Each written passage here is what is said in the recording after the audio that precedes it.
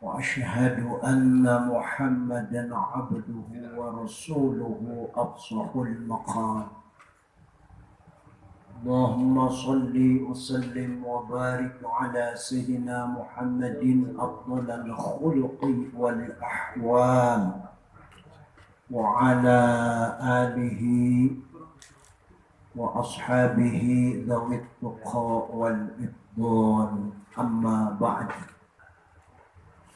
وقد قال الله تعالى في القرآن العظيم: أعوذ بالله من الشيطان الرجيم. بسم الله الرحمن الرحيم. ولكل أمة جعلنا منسكا ليذكروا اسم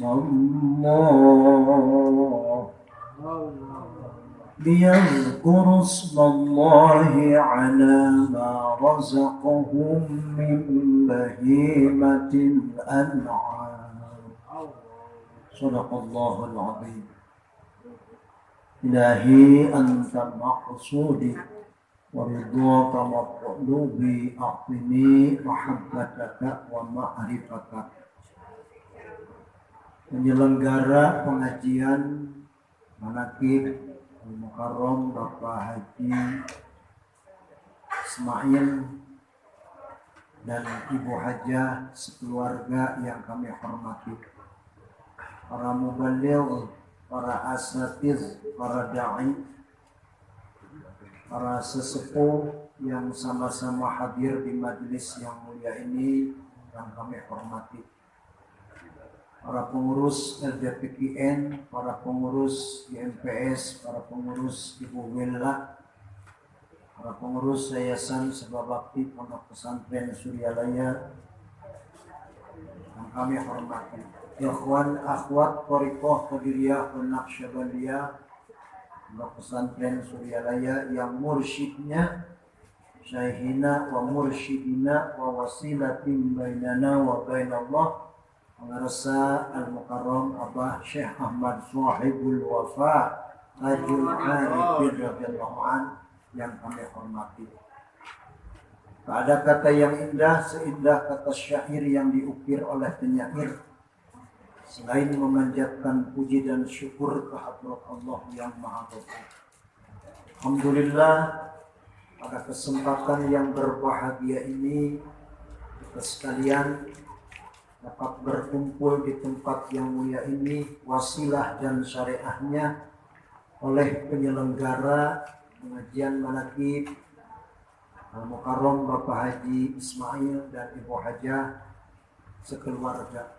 Hakikatnya qudrah dan iradah Allah Subhanahu wa Ta'ala. Salawat dan salam semoga senantiasa tercurah limpah pada baginda Nabi Muhammad sallallahu alaihi wasallam, keluarganya, sahabatnya, para tabi'in tabi'at, juga tak lupa bagi kita sekalian dan senantiasa menjalankan syariah dan tauhidnya. Mudah-mudahan selamanya diberi rahmat dan keselamatan. Wabil khusus penyelenggara pengajian ini, Mukarram Bapak Haji Ismail dan Ibu Hajah ini sekeluarga, mudah-mudahan dipanjangkan usianya oleh Allah, disehatkan lahir dan batinnya, rumah tangganya sakinah mawaddah warahmah, dihasilkan semua maksud dan tujuannya, anak cucu mantunya dijadikan anak cucu mantu yang soleh dan solihah, terutama Narenda yang akan dikhitan, mudah-mudahan dimusdak Allah jadi anak yang saleh. Amin ya Allah ya Rabbal alamin. Al-Fatihah. Bismillahirrahmanirrahim. Alhamdulillahirabbil alamin arrahmanir rahim maliki yaumiddin. Iyyaka na'budu wa iyyaka nasta'in. Ihdinas siratal mustaqim. Shiratal ladzina an'amta 'alaihim ghairil maghdubi 'alaihim waladdallin. Amin. Terima kasih. Bapak dan Ibu, ikhwan akhwat rahimakumullah. Bulan ini termasuk nominasi bulan haji. Semua pekerjaan haji merupakan napak tilas perilaku Nabi Ibrahim dan Nabi Ismail, termasuk peristiwa pengorbanan. Bulan ini insya Allah ada peristiwa pengorbanan. Semua itu harus kita lakukan dengan benar. Betul ya? Tadi Kanjeng Sultan dalam manqobah yang keberapa tadi? 8. Ala sidqi wa ma kadhibtu qad. Benar panteran pekerjaan haji dari mulai tawaf mengelilingi Ka'bah Baitullah, sa'i antara Gunung Safa dan Marwah, terus melempar jumroh, wukuf di padang Arafah, termasuk di Madinah kita sholat berjamaah 40 waktu, semuanya harus kita lakukan dengan benar. Ini. Jadi harus dilakukan dengan benar. Kalau ada ungkapan di mana syariat haji itu dilakukan oleh Nabi Ibrahim dan orang melaksanakan haji pun memenuhi undangan Nabi Ibrahim. Ini. Barangkali di sini ada ikhwan, akhwat telah mampu, mapan, tapi tidak juga melaksanakan ibadah haji. Barangkali, insya Allah semuanya ingin melaksanakan ibadah haji ya. Mudah-mudahan yang belum bisa melaksanakan ibadah, minimal kita ibadah insya Allah. Orang yang telah mampu mapan melaksanakan ibadah haji, tetapi tidak juga berangkat ke Mekah Al-Mukarramah dan Madinah Al-Munawwarah, maka diancamlah oleh Rasulullah dalam salah sebuah hadis yang sahih, man malaka zadan aw rahilatan tuballighuhu ila baitillahil haram falam yahujj fala alaihi ayyamuta yahudiyan aw nasraniyan. Tahu nggak artinya, Bu? Allah tahu ya. Konsentrasi ngajinya, konsentrasi. Allah. Barang siapa yang memiliki bekal atau kendaraan, dengan bekal dan kendaraan tersebut bisa menyampaikannya ke tanah suci Haramain Allah, dua tanah haram Allah, Mekah Al-Mukarramah, Madinah Al-Munawwarah. Tetapi falam yahujj, orang tersebut tidak juga pergi melaksanakan ibadah haji. Nanti saja dulu, mending kalau usianya sampai nanti. Bagaimana kalau usianya tidak sampai nanti? Keburu disambar dan habis masa kontrak disambar oleh malak Azrail. Maka Rasul menjelaskan, fala alaihi ayyamuta yahudiyan aw nasraniyan. Orang tersebut matinya insya Allah mati Yahudi atau mati Nasrani, artinya tidak membawa agama Islam. A'udzubillah. Ini bahayanya, Bu ya? Besar bahayanya? Besar sekali. Insya Allah orang yang telah mampu segera berangkat. Insya Allah. Daftar dari sekarang ya. Bapak Ibu sekalian, inti dari ibadah haji baik mengelilingi Ka'bah Baitullah 7 kali, sa'i antara Safa dan Marwah 7 kali, lalu melempar jumroh 7 kali, termasuk wukuf di padang Arafah yang termasuk inti klimaks puncaknya ibadah haji. Pada dasarnya semua itu inti dan tujuannya yang dijelaskan oleh Rasulullah Sallallahu Alaihi Wasallam, dalam salah sebuah hadis. Tahu nggak Bu Pak? Tahu intinya nggak? Ingin diberitahu? Ingin tahu? Ingin atau ingin? Innama ju'ilat tawafu bil baiti wasa'yu bainas safa wal marwati wa ramyul jimari wal wuqufu bi arafah li iqamati dzikrillah. Tahu nggak artinya? Tahu? Ini pastinya dijadikan tawaf mengelilingi Ka'bah Baitullah. Orang yang umroh dan haji suka tawaf ya? Tawaf. Ada tawaf kudum, tawaf karena datang menghormat tanah suci, ya. Ada tawaf ifadah, tawaf menghajikan, ya. Ada tawaf sunnah seperti tawaf umroh, betul ya? Macam kan tawaf. Dijadikanlah, disyariatkan tawaf mengelilingi Ka'bah Baitullah 7 kali, termasuk lari-lari kecil antara Safa dan Marwah 7 kali, termasuk di hari tanggal 10 bulan Dzulhijjah kita di Indonesia sholat sunat Idul Adha. Duyufur Rahman di sana, tamu agung Allah melempar jumroh yang besar. Yang pertama jumroh Aqabah. Pada hari tersebut tujuannya hanya 1 jumroh.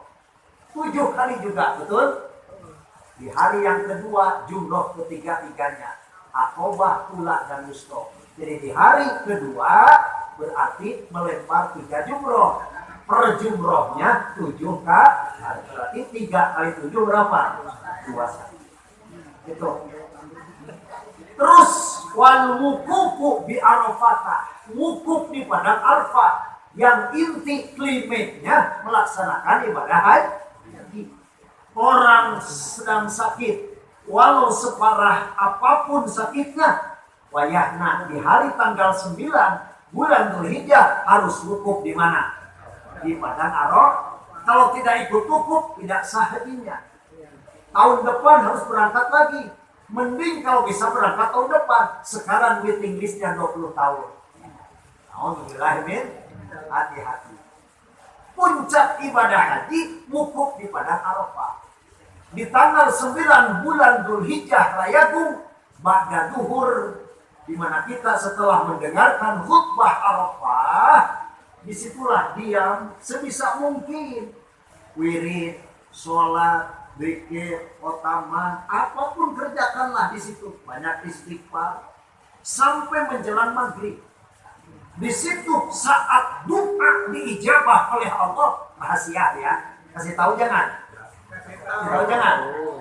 Rahasia kan. Doa dikabulnya di padang Arafah, tempatnya semuanya jamaah tahu. Tapi waktunya jam berapa? Qubailal maghribi. Sebentar lagi akan menjelang waktu maghrib. Di situ kita terus memohon, berdoa kepada Allah. Saat diijabah doa di padang Arafah. Satu aja yang dikasih tahu karena rahasia. Ya. Kenapa yang lainnya enggak? Jangan, nanti aja spesifik ya. Kalau Kalimatus Safar insya Allah dikasih tahu. Bapak Ibu sekalian, jadi semuanya dilakukan. Tawaf mengelilingi Ka'bah 7 kali, sa'i antara Safa Marwah 7 kali, melempar jumroh 7 kali, termasuk wukuf di padang Arafah. Inti tujuannya li'iqamati dzikrillah, untuk menegakkan zikir kepada ini. Makanya orang pergi ke tanah suci Mekah Mukarramah, Madinah Al-Munawwarah, minimal harus ditalkin dulu. Kalau belum ditalkin, coba sedang tawaf mengelilingi Ka'bah Baitullah. Ka'bah itu batu. Kalau ininya tidak nyambung, tidak zikir kepada Allah, apa bedanya dengan orang jahiliyah menyembah berhala? Betul? Karena Ka'bah itu batu. Ketika tawaf harus hidup ininya. Nih, karena inti dari semua itu li'iqamati dzikrillah, untuk menegakkan zikir kepada Allah. Itu termasuk ibadah kurban penyembelihan. Ya, ibadah kurban penyembelihan agar supaya diantaranya manusia termasuk Nabi Ibrahim jangan cinta terhadap Ismail sang anak. Yang patut kita cintai di atas segalanya hanyalah ilaha illallah. Di dalam kitab Al-Ghaniyah li Thariqil Haq yang dikarang oleh Kanjeng Sultan Syekh Abdul Qadir Jilani Qaddasallahu sirrahu nurani, ada sebuah hadis qudsi Kanjeng Sultan memuat, wa innamal muradu minal kurbani, sesungguhnya yang dimaksud dengan peristiwa pengorbanan, Allah menginstruksikan kepada Nabi Ibrahim untuk menyembelih sang anaknya tercinta Nabi Ismail. Tadi ayatnya oleh Qori dibaca, ya. Inni arafil manami anni adbahu ya abatif alma tu'maru satajiduni. Nah, di situ ya bacaannya. Jangan satajidu kalau itu. Satajiduni insyaallahu minas sabirin. Ayat tadi baca tadi. Nah, jadi peristiwa itulah, pengorbanan itu tujuan intinya juga sama, adalah agar supaya jangan mencintai anak, jangan mencintai harta, jangan mencintai kedudukan, jangan mencintai pangkat dan lain sebagainya. Yang pantas sekali kita cintai hanyalah ilaha illallah. Innama muraduna kullu wal qalbi min mahabbatil walad. Yang dimaksud dengan kami Allah agar supaya mengosongkan hati mencintai anak. Yang payus dan pantas dicintai hanya Allah subhanahu. Dan dari peristiwa inti kurban itu tujuannya pun agar supaya lihat kurus Allah, agar supaya muqarrib termasuk muqarrabin, orang yang melaksanakan kurban semuanya agar zikir hatinya mengingat kepada semuanya, intinya bermuara ke sana. Jadi ibadah kalau tidak ada zikirnya kosong. Ibarat nol, kalau angka betul nol, walaupun nolnya ada 30 tidak ada angkanya, tidak nilai, betul. Sekalipun nolnya sedikit tapi ada angka, sekalipun angka 1 ada nilai, ada. Begitu juga amal ibadah. Manakala amalan yang kita lakukan tidak ada zikirnya, kosong di sininya, insya Allah nol. Betul? Nah, di situ pentingnya zikir. Makanya bagi orang yang belum ditalkin wajib ditalkin, disambungkan oleh mursyid kepada Allah. Yang menyambungkannya mursyid. Kita mah tidak bisa apa-apa. Betul ya? Insya Allah ikuti aja mursyid yang kamil semua ibadah telah dicontohkan oleh mursyid yang kamil Mudah-mudahan kita termasuk hamba Allah yang senantiasa berzikir kepada Allah. Uncuing di gawe beci nepika poe salasa sing eling lahir jeung batin nepika ngajadi rasa. Mudah-mudahan ada faedah dan manfaat. Sekian, terima kasih. Assalamualaikum warahmatullahi wabarakatuh. Waalaikumsalam. Nabi Muhammadin wa ala alihi wasallim taslima. Allahumma sholli ala nabiyyina